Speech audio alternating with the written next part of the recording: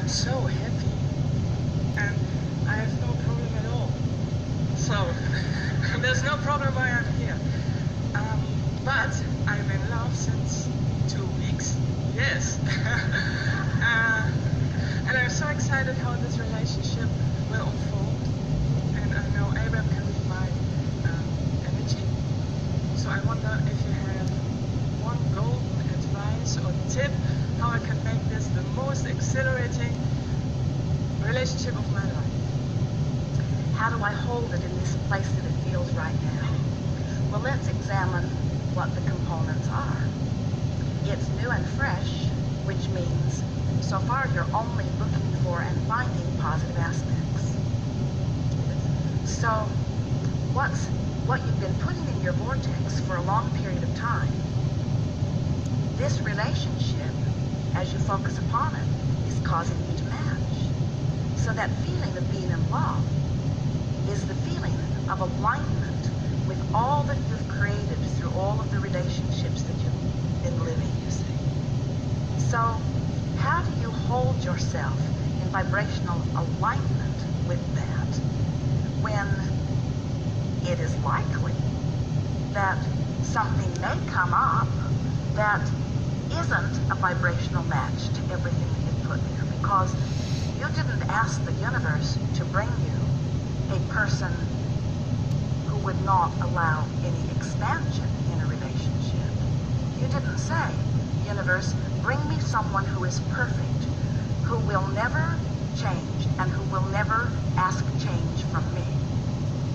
You're asking for someone that you can eternally be joyful with, which means you're asking for someone who is willing to step out of the vortex and in and out and in and out and in and out and in and out and in.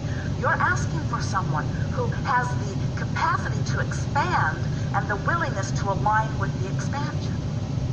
So you have all of the tools. You know what to do. In other words, the way you keep this relationship feeling as wonderful as it does today is by taking complete responsibility for the way you feel at all times, by owning your emotions, and by understanding that it is your work to tune yourself to the best feeling. The tendency in relationships sometimes is to find someone who is so beautiful, so wonderful in so many ways, and hope that you don't discover any flaws, but there's a flaw. There is one. And then hoping that they won't ever show it to you again, but there it is again. There it is again. What deliberate creating is understanding that if something happens that doesn't feel so good, it is your job to focus yourself back into feeling good without needing that flaw to be resolved. Now that is the secret to a wonderful relationship. Meaning, as you say to another, or whether you say it or not, just meaning it. I'm asking no change from you. I have the ability, now hold on to your seats because you may not like this, but this is the secret to a wonderful relationship. I have the ability to focus myself into loving you no matter what.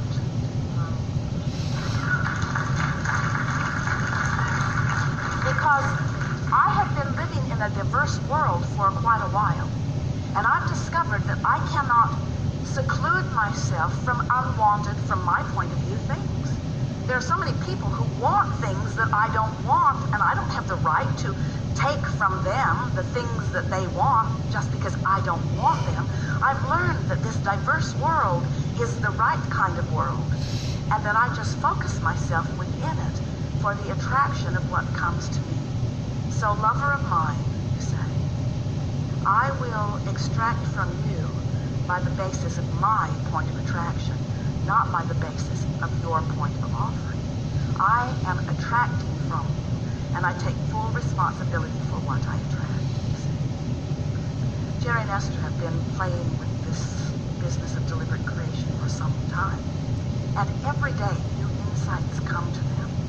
Recently, they were involved in a situation where red flags were coming up, red flags, and Esther was feeling uncomfortable. She said to us, Abraham, I don't want to have red flags because A red flag to Esther meant that she was focused upon something unwanted and therefore practicing the vibration of something unwanted. And we said, well, look at it this way. That red flag is the indication that the thought that you're thinking, in other words, the solution that they were contemplating as they were feeling the red flag, just means that's not the viable solution for you. In other words, it just means you're on the wrong path. But it also means that a solution is queuing up in a stronger way. So when you feel a red flag about something, when there's something that may be a little unsettling that comes up, all it means is it's a calling for you to sharpen your focus. It's not a calling for a change out there in the world. It's not a calling for a change. It doesn't mean we need to have a sit-down conversation where I mold you, whoever you are, into something different. It means that this is a moment of creation where when I'm feeling a red flag, I'm launching a more powerful desire that I then will find a way to come into vibrational alignment with. So is it better to not talk about the problem, but just envision the way you want it to be? Well, without talking about it? Here's the thing, because we've been really encouraging people to just not talk about it, because the more they talk about it, the bigger it gets. But in this business of deliberate creation, we want you and Esther, we want all of you to understand that there is not a problem with discussing the problem. In other words, talking about it is going to amplify what you don't want, but it is also producing more of what you do want. But when you're wise like you are, when you know about emotions, when you're wise like Esther is, then just don't get carried away with poking around at the problem. And the point that we're making here is be solution-oriented. That's the other day, Jerry was telling a story that he has told for years. And at the end of it, and Esther has enjoyed it every time he tells it, because it just gets better and better as he applies it to whatever is currently being lived. And he ended by saying, and the moral of the story is, and when they settled in on the moral of the story, they both felt such satisfaction at aligning with the conclusion that this story had caused them to focus upon. So if you think about the moral of the story, in other words, what is it that you're ultimately reaching for? Loving this person forevermore. What is it that you're ultimately reaching for? Finding the best in one another every day. What is it that you're ultimately reaching for? Joyful, co-creating, expanding experience, you see. So as long, we just want the moral of the story to be so foremost in your mind that you don't get carried away, because there's nothing wrong with having a conversation as long as you're solution-oriented, you see. The question that you ask, how can I keep our relationship feeling this way? How can I just keep feeling alive and excited and happy about it? The answer is, give the relationship your undivided attention when you are sure you're in the vortex. And when you are not in the vortex, don't spend too much time trying to sort it out. Wow. Most people get nose to nose outside the vortex. And they practice the outside the vortex, and then they stumble into the vortex every now and again and have and make up. But what about a relationship where your relationship vows go like this? I am so glad to be together with you.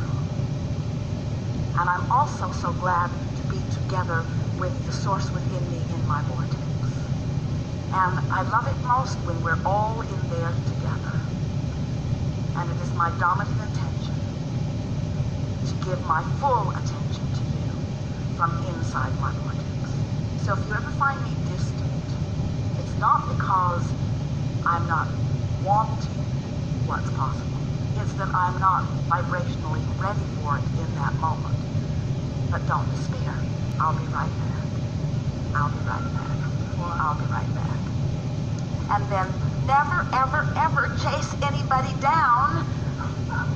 In other words, Don't leave your vortex to go find them. It never works out. And don't ask them to come and rescue you. In other words, that, for better or for worse stuff, sucks. Because it defies the laws of the universe in the way that you know them to be, you see. It is my promise to you that I will stay in the vortex as best I can, and from there, I will give you my undivided attention. That's the way. So much.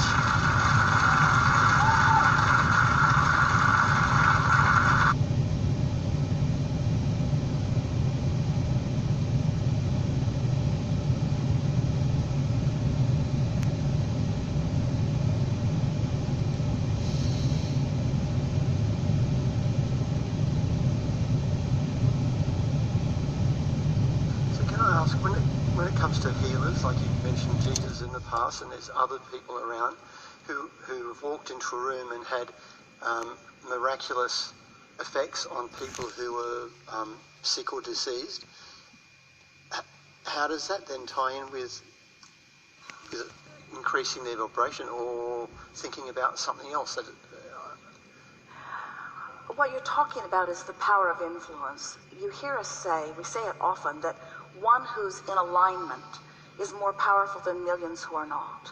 It's like the demonstration that we had with our friend on the telephone earlier, that when you take the time to tune into that higher frequency so that you are really in alignment with that, and then you hold someone as your object of attention, they benefit by your alignment. But you have to understand that law of attraction cannot put someone there who's not in the vibrational vicinity. That's why Jesus said it is your faith that has made you whole. In other words, if someone is standing in desire of something and not believing that it is possible, then it's not going to be their experience, you see. They've got to be somewhere in the vibrational vicinity in order for that to happen. Now, someone who's tuned in, tapped in, turned on has a very powerful, broad, long reach. When you know the power of alignment, and when you know the love of source, and when you hold something as your object of attention, it benefits. This is the easiest way to really get to the heart of this important question with an answer that is right on target. You're going to feel this as it reaches you. Do you believe that everyone is an extension of source energy? Yes. And do you believe that source energy is looking at some with love and not looking at others? Or do you believe that source is aware of all? So therefore, everyone has access to that energy, yes? Mm-hmm. So you've got a direct connection with source, but you don't believe it, you doubt it. And so even though source is holding you as object of attention, it's bouncing off of you. You're not letting the benefit of it reach you. So then someone else who comes into your experience, who is also tuned to that, do you think that if source, with all that source is not able to bring a person from doubt, then is there any healer who is in physical form that would be able to do that? In other words, we're asking you, do you believe that source has the power to assert? Absolutely. And then there's the belief in that person. If you're saying, if you're using as an identity, like we'll use Jesus for example, if you But believe. the thing is, unless the perception of that individual changes and allows, unless they let go of their resistance. In other words, there is not anyone who is not seen by source. But there are many who don't allow themselves to know that, you see. Right. And so the reason that we put it to you in that way is because we want you to understand that as the creator of your own experience, all of you are the recipients of this source energy. And that every one of you is either allowing it or not allowing it. There is no withholding of source. It's an inside job that each of you must individually find your way to. And sometimes you don't find your way until you reemerge back into non-physical. but it is something that must be individually perceived. That might be a little upsetting to some humans because you want Source to be so powerful that Source can just zap you with knowledge. And we say, that happened when you made the decision to come here. All of you came knowing that you were extensions of that which is Source energy. And so Source never stops offering, but you've got to find some way to do step 3. That's really what we're saying. And so what healers do is that they offer such consistency of vibration that in time it causes those who have been resistant in nature to let go of the resistance and allow what was natural anyway. You follow? And you feel how the first part of your question answered the last part. I don't take it in now. We want to listen to the CDs. It's a bit hard for me to take on it. You know, a bit in awe, but I have another couple of questions, if I may. Well, this one's a different subject. The more we focus on something, the bigger it gets. And you've mentioned a couple of times, Abraham, about demonstrations and it doesn't work. I'm wondering how that relates to I wonder about that because there's evidence that I've seen that when groups of people get together and shout, hey, stop this, we don't like it, it can actually make the thing stop. The other people who've designed something to make it stop will actually stop it. And I wonder how that plays in with two people's desires to manifest. One person might have a manifestation wanting to create more money and they have this great idea, and the idea might be to chop down some trees or dig a hole in the ground or get gas or something. And then they go, right, let's do that. That feels really good. We're making some money here. Everything's beautiful. On the other side of the coin, there's some people there whose properties next door is getting poisoned and they're not liking it so much. So how does that work? And then when other people start complaining about it, then eventually the people who are making money out of it get told, no, you can't do that anymore because it's actually damaging for other people and it's actually causing more problems to more people. There are so many things we want to say to you. Yep. Most important, can you feel the grid that you're practicing? Yeah. And the grid that you're practicing says that things are out of my control, or that things can be set into motion over which I have no control. And of course, that is a flawed premise. But we want to start with the first part of your question, because there is no denying that in this physical world that you are living in, that your action counts for something. And there's no question that if there are 2 of you pulling on one end of a rope and there are 10 of you pulling on the other end of the rope, that the 10 who are pulling on the other end of the rope are going to win the tug of war. But in all of that, we are talking about a physical platform that is so mediocre in terms of power in relationship to this energy that creates worlds. We want you to think in terms of tapping into this energy that gives you more leverage. If you engage in the battle, in other words, as you're pushing against this, and you're pushing against this, and you're pushing against this, and you're pushing against this, now you are all disconnected from the energy that will make anything important happen, or anything big happen. And now you're just groveling about with one another. And yes, we acknowledge that the biggest and the strongest in physical terms will win that battle. But that's not the arena that you came to play in. If you can let go of the resistance that is inspired from that sort of thing and step back into the more general place and find your point of alignment, you'll be one who, when your grid fills in with inspiration, you will rise so far above it, you see. When you look at much of the world, there is that sort of squabbling for resources, and then there are those who are not squabbling for those resources. And they are always those masters, you call them, but they are not remarkable in any way, other than that they have figured out how to stop doing that thing to themselves, which was depriving themselves of the resources, and how to tap into the stream that is yielding them more. We do not deny anything that you're saying. There are plenty of things in this world that you are not wanting to participate in. But there is a big difference when you ask these questions from the framework of what's it like for a person who's tuned into the energy and what's it like for one who isn't. And people have been writing endless books and having endless studies as they are trying to define the manifestations that people are living. It's such an interesting thing to listen to. It's sort of like whole groups of you make no effort to tap into the energy of creation. You make no effort to become a vibrational match to what's in your vortex. And then you see yourselves not living the lives that you want to live. And then you compare yourself to others who are doing the same thing.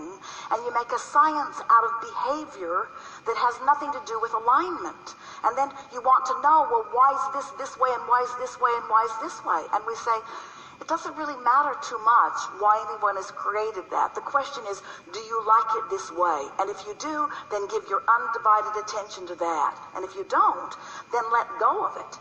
Step into a vibration that is of a higher vibration and watch your grid fill in powerful ways. Don't you find it interesting, the difference in the way people are living their lives?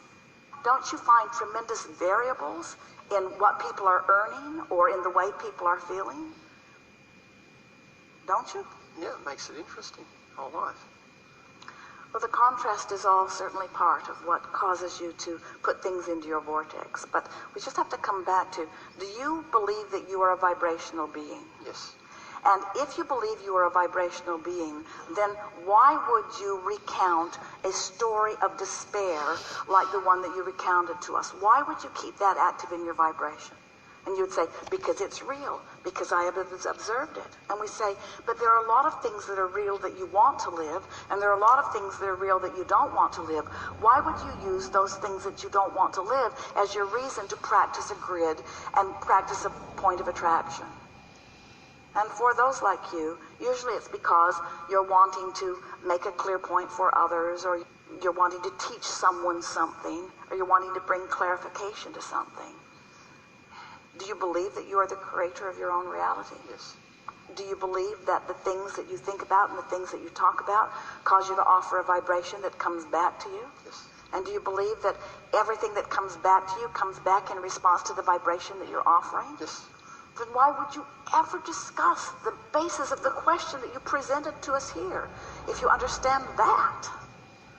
You say, we get it to a point. Just don't get carried away with it. It's like saying, Abraham, there are people over there that are not living very good lives, and I'd like to talk about them. And we say, well, if you talk about them, then what they're living will become active in your vibration, and then you will live like them. And you say, yes, but I think it's important that I do have a point of understanding. And we say, the only thing that comes out of living something less than you want to live is that you put more things in your vortex that you do want to live. And at some point, you have to wake up to the fact that you have a vortex that is full of things that you want that you would be very well to focus upon. It's time to stop asking the questions that hold you back from the solutions that have been waiting for you for a very long time. Thank you.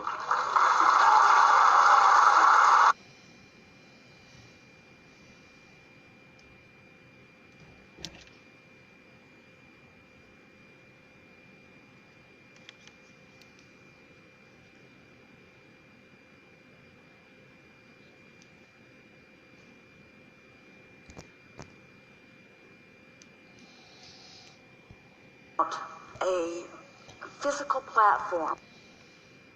So the other part of this question is that it often feels, I know that what I want most is for me to feel joy. Yeah. And experience. 6:44. And sometimes it Quarter feels, 7. very difficult to imagine that at all, but to imagine that when there seem to be so many beings who aren't experiencing that. Well, it's interesting because as that question wraps around itself, the second part of the question is what is muting the first part. And it's the reason we told you the story we did about Esther with this beautiful person. When you get tied in to the joy that others are allowing or not, and you have no way of controlling the joy that they allow or not, you are stranded in a place of no joy because you have no power for them. But you can teach through the clarity of your example. Sometimes people say, oh, Abraham, you just teach selfishness. And we say, yes, we do. Because if you're not selfish enough to care about how you feel, that you will work on it and practice it until you are predominantly in that place of feeling good, you don't have anything to give anyone else anyway. You can't give them your joy, because if they're vibrating in a place far from it, they can't receive it anyway. And so all joyful people do is, by law of attraction, gather other joyful people up around them, and then you go off and have a joyful party. And the people who aren't having joy are really annoyed at that.